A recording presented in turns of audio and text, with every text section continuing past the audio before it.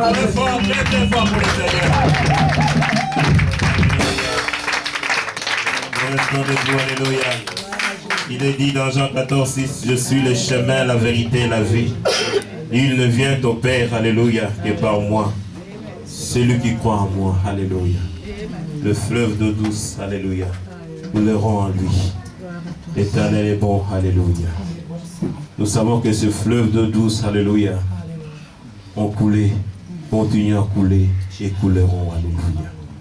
C'est pour cela que nous allons le remercier pour tout ce qu'il a fait durant ce moment d'adoration. Car il l'a dit, alléluia, dans sa parole. Je fais de l'adoration mon trône. Alléluia. Le Seigneur trône au milieu de l'adoration de son peuple. Alléluia. Nous savons qu'il a pris place. Et là où il y a sa sainteté, tout est saint.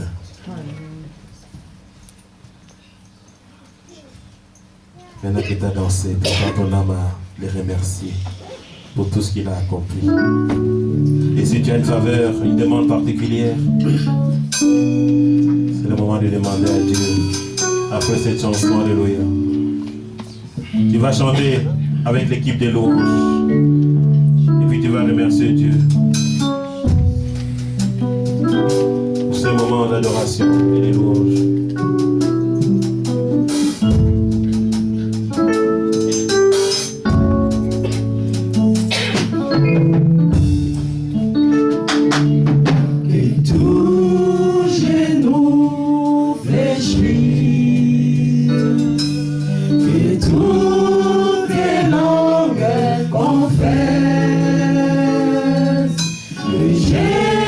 Jésus-Christ est Seigneur.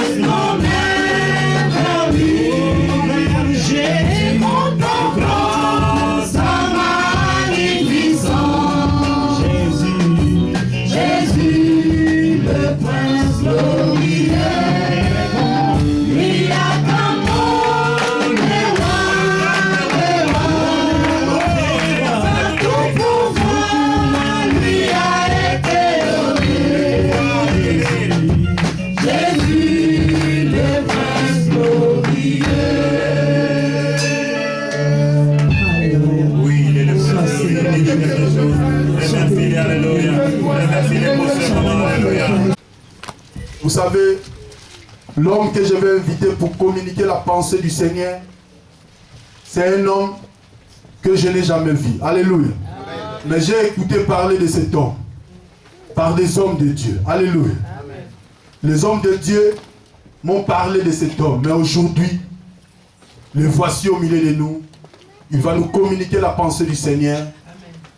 C'est un homme qui a encadré le pasteur qui m'a encadré. Alléluia. Comme au Congo on dit, quand Papa Lundu vient ici, on dit Papa Lundu, mais il y a des gens qui disent Coco Lundu. Amen. Lui, il est comme un coco. Amen. Donc c'est pour cela que je vais inviter le pasteur Nzouzi qui va nous communiquer la pensée du Seigneur cet après-midi. Acclamons pour Jésus.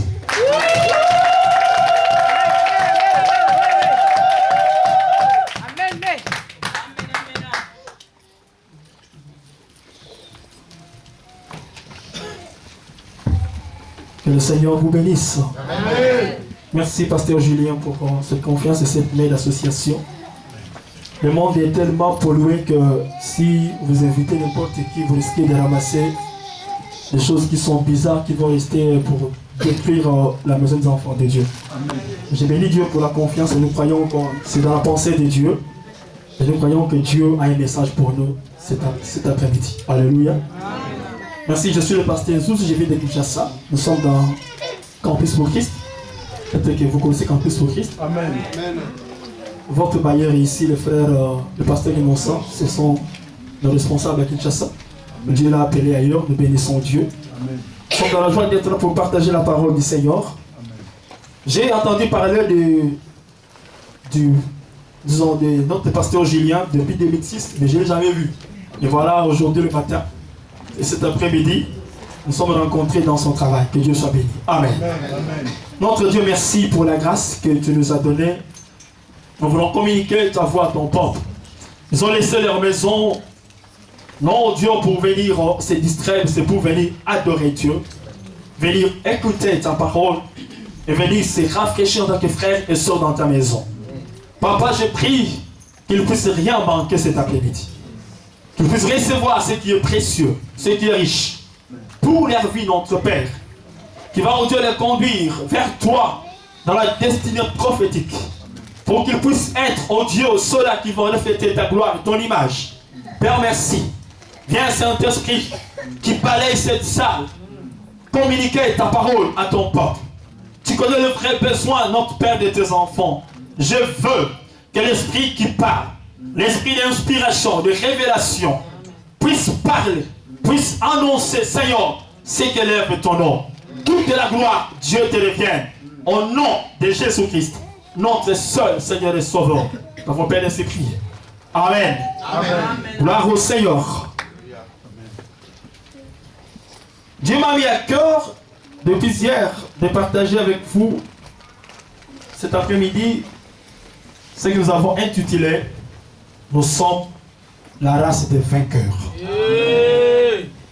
Nous sommes la race des vainqueurs. Lisons le livre d'Esther, le chapitre 6, du 1er au 13e verset. Si un frère a trouvé, il peut nous aider à lire. Esther, chapitre 6, du 1er au 13e verset.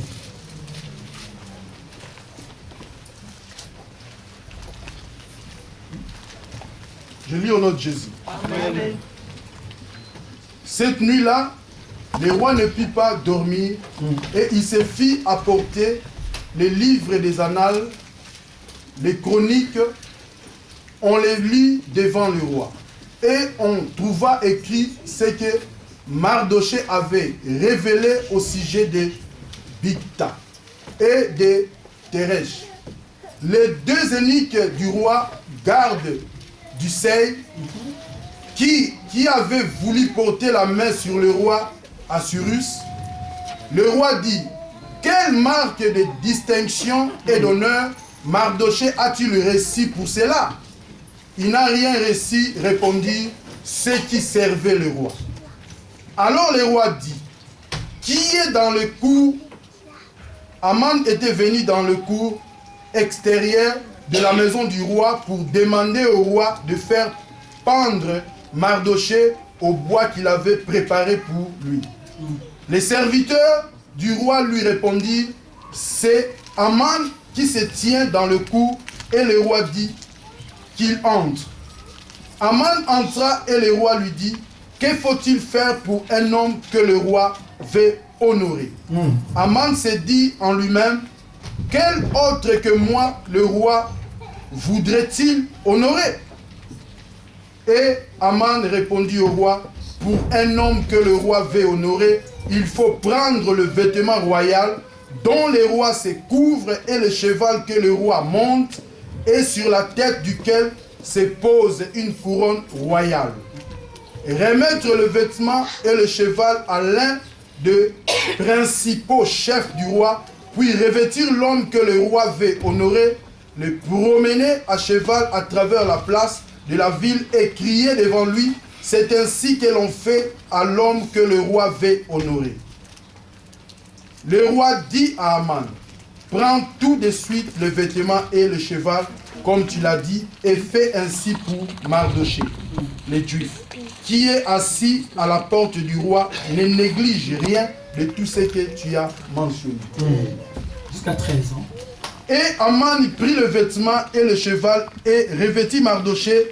Il les promena à cheval à travers la place de la ville. Et il cria devant lui. C'est ainsi que l'on fait à l'homme que le roi veut honorer. Mardoché retourna à la porte du roi et Aman se rendit à hâte chez lui, désolé et la tête voilée. Aman raconta à Zeresh, sa femme, et à tous ses amis, tout ce qui lui était arrivé, et ses sages. Et Zeresh, sa femme, lui dit, si Mardoché, devant lequel tu as commencé de tomber, et de la race des Juifs, tu ne pourras rien contre lui, mais tu tomberas devant lui. Ok. Amen. Amen. Est-ce qu'on peut acclamer cette belle parole du Seigneur? Nous sommes la race de vainqueurs. Amen. Quand nous parlons de la race dans la Bible, c'est une identification. C'est ce qui nous distingue des autres. Ce qui fait la différence avec les autres.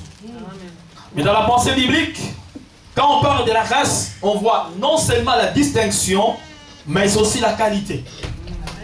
Parce que Christ parle de la race des vipères. Dans Matthieu 3, verset 17.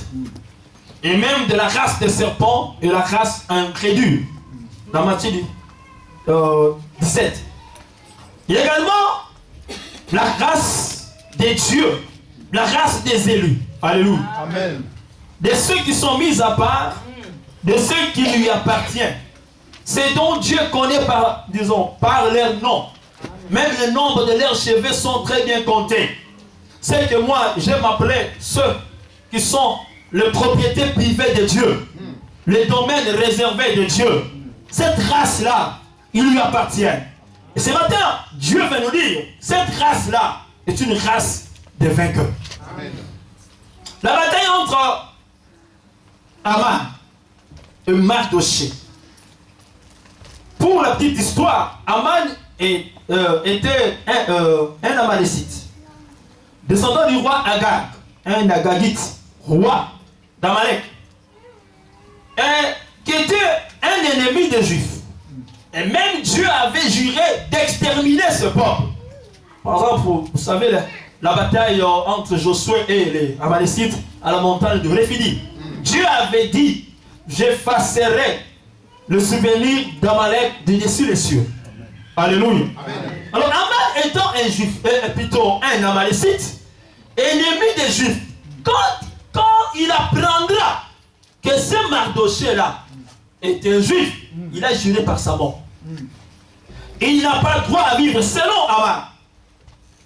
Alors il a fomenté un coup pour détruire tout le peuple. C'était un génocide bien proclamé dans la capitale suisse. Mais pourquoi est-ce que Aman voulait à la tête de Mardoché? Pourquoi sa colère? Pourquoi cette méchanceté, cette haine viscérale d'Aman envers Mardoché? La réponse est au chapitre 3, versets 2 à 5. Papa, tu peux nous lire ça? Mesure. Verset Chapitre 3, versets 2 à 5. Oui, toujours Esther. 3, 2 à 5. Oui. Tous les serviteurs du roi qui se tenaient à la porte du roi fléchissaient les genoux et se prosternaient devant Aman, car tel était l'ordre du roi à son égard. Mais Mardochée ne fléchissait point les genoux et ne se prosternait point. Et les serviteurs du roi qui se tenaient à la porte du roi dirent à Mardochée: pourquoi transgresses-tu l'ordre du roi? Comme il est l'air répété chaque jour et qu'ils ne les écoutaient pas, ils en informèrent Aman pour avoir si Mardochée persisterait dans sa résolution, car il leur avait dit qu'il était juif. Je continue. Oui, 5. Et Aman vit que Mardochée ne fléchissait point les genoux et ne se prosternait point devant lui. Il fit rempli de fureur. Ok. Alléluia. Amen. Alléluia. Amen. Voilà la cause de la haine de Mardochée, et plutôt d'Aman contre Mardochée. Pourquoi est-ce que Mardochée ne pouvait pas plier ses genoux devant un homme? Parce que les Juifs disent: tu n'adoreras que le Seigneur ton Dieu. Amen. Mardochée savait qu'il est écrit: je n'ai pas adoré un homme. Si il le faisait non par rébellion, mais par soumission à la parole de Dieu. J'ouvre une parenthèse. Qu'est-ce que les hommes disent? Alléluia. Qu'est-ce que les hommes disent? Mardochée avait dit: je ne peux pas faire comme le fait, mais c'est tout le monde. Tous font comme ça, je dois aussi le faire. Non.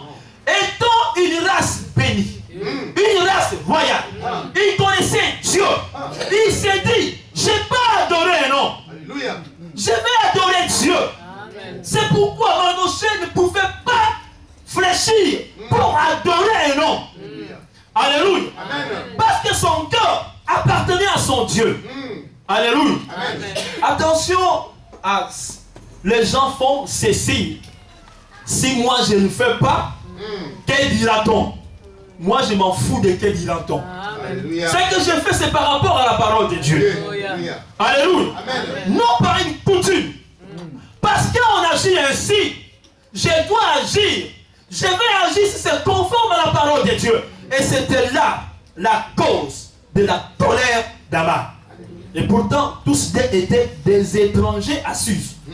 Aman, Amalécites, Mardochée, tous des étrangers. Peuple de Dieu, amen. Amen. 3 choses que nous voulons développer ensemble. La première des choses, tellement dans les difficultés, alléluia, les contraintes, Mardochée avait gardé son identité, ses convictions spirituelles profondes, bref, sa race. Dans les moments difficiles, il n'a pas voulu faire, comme je disais tantôt, comme monsieur tout le monde. Il a gardé son identité. Il a gardé ses convictions spirituelles profondes. Bref, il a gardé sa race. Il ne voulait pas trahir. Je te dis, ma soeur, mon frère, ce matin, ne nous trahissez pas. Quel que soit le problème. Alléluia. Amen. Alléluia. Amen. Parce que nous sommes une race de vainqueurs. Ne trahis pas notre foi. Ne trahis pas notre race. Devant les contraintes, il y en aura. Amen. Mais il a gardé sa place. C'est comme Daniel. Au chapitre 3, verset 12 et puis 16 à 18. Malgré la pression des Chaldéens et du roi, il faut adorer la statue d'or. Quand on a sonné les trompettes, tout le peuple à genoux, sauf 3 jeunes gens. Daniel avec César. Parce qu'ils savaient, nous, Juifs, nous n'adorons que le Seigneur Dieu. Amen. Alléluia. Alléluia. Amen. Devant la présence de la fournaise ardente qui était alimentée pour pour tuer tous ceux qui refusaient l'ordre du roi. Ils se sont dit, nous n'allons pas trahir. Ne trahis pas notre race. Amen. Alléluia. Amen. Dites Amen bien. Amen. Ne trahis pas notre race. Nous sommes cette race de vainqueurs. Nous, je vais en parler dans la suite. On aura des contraintes. Mais si nous